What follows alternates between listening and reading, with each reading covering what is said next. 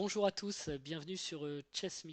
Je vous propose aujourd'hui une nouvelle série vidéo qui a trait à la mémorisation. Je ferai d'ailleurs prochainement une vidéo sur un article très intéressant que j'ai lu sur la mémorisation pour partager avec vous. Là, je vais partager en fait des conseils afin de les revoir régulièrement, rejouer cette vidéo pour bien m'en souvenir. Et toute la série sera un petit peu comme ça, des choses à revoir régulièrement pour s'en souvenir. Donc là, en l'occurrence, il s'agit d'un poste que vous connaissez peut-être déjà, ou même probablement déjà, pour la plupart d'entre vous, qui se trouve sur chess.com et qui est 8 raccourcis pour progresser aux échecs. Alors, eh oui, progresser aux échecs, on veut aller vite, mais d'abord, et on nous le rappelle, les échecs, c'est quelque chose, enfin progresser aux échecs, c'est un chemin, le chemin est long, voilà, pour progresser aux échecs, long et difficile. Il faut s'entraîner le plus possible en jouant beaucoup de parties, si possible des parties lentes. Analyser ses propres parties, de préférence avec un joueur plus fort.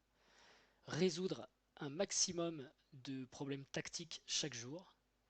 Et prendre des leçons avec un coach. Ça, c'est déjà l'entraînement idéal pour progresser. Et à partir de là, ça demande beaucoup de temps. Néanmoins, il y a quelques conseils dont on peut tenir compte pour essayer ensuite de jouer correctement et d'avoir le bon état d'esprit. Alors, tout d'abord, jouer chaque partie comme si sa vie en dépendait. Jouer chaque partie comme si sa vie en dépendait. Voilà, il ne s'agit pas d'être mou, de moins s'intéresser à sa partie. Dans ce cas-là, à quoi bon jouer quoi. Il faut y aller. Euh, Jouer de vrais échecs et pas les échecs de l'espoir. C'est-à-dire, on doit regarder vraiment ce qui se passe sur l'échiquier. Et je vous ai déjà parlé de Dan Esman, d'ailleurs, un excellent coach. Ça vient de là. Alors un exemple tout bête hein, ici, sans doute entre de très faibles joueurs, mais les Noirs jouent Dame prend B3 en espérant que tout se passera bien, et ils ont raté Dame H6 qui va mater. Donc les vrais échecs, c'est pas les échecs de l'espoir, il faut vérifier la réalité qui est sur l'échiquier. Utilisez tout votre temps, troisième conseil. Les parties se jouent en temps limité, les échecs sont un jeu de réflexion, et donc plus on réfléchit, et normalement plus on trouve de bons coups, donc il ne faut pas non plus jouer à toute vitesse. Si vous voulez jouer les meilleurs coups, utilisez tout votre temps, sans pour autant tomber mal au temps, mais euh, on peut avoir parfois tendance à jouer trop vite, alors qu'on a du temps, et jouer une bêtise trop vite, c'est quand même dommage. Donc il faut utiliser tout son temps. Pensez comme Sherlock Holmes. Lorsque l'adversaire vous joue un coup inattendu qui vous surprend, ne faites pas la réponse que vous aviez prévue immédiatement. Comme Sherlock, asseyez-vous, posez-vous, analysez la situation, essayez de comprendre ce qui se passe derrière le coup que vous n'aviez pas prévu. Hein. Si vous ne l'aviez pas prévu, c'est peut-être qu'il y a une idée que vous n'avez pas vue. Il faut trouver cette idée avant de répondre. L'auspicious drop-off. Alors ça, c'est un acronyme en quelque sorte LPDO inventé par John Noon. Enfin, en tout cas, dans un bouquin de John Noon. Euh, les pièces en l'air peuvent être prises, tout simplement. Donc à chaque coup, il s'agit de vérifier s'il y a des pièces en l'air et trouver un moyen d'exploiter la situation. Ici par exemple, on nous montre un exemple simple encore une fois hein, pour mémoire. Les blancs jouent cavalier G5 pour attaquer le fou E6, mais ce cavalier n'est pas défendu. Ça doit être un signal d'alerte. Tout de suite, on doit chercher un moyen de le capturer. Et les noirs trouvent Dame A5 qui fait échec et qui attaque le cavalier. Très souvent d'ailleurs, les pièces en l'air tombent à cause de double attaque. Un motif très très efficace. Dream a little dream. Alors, rêver.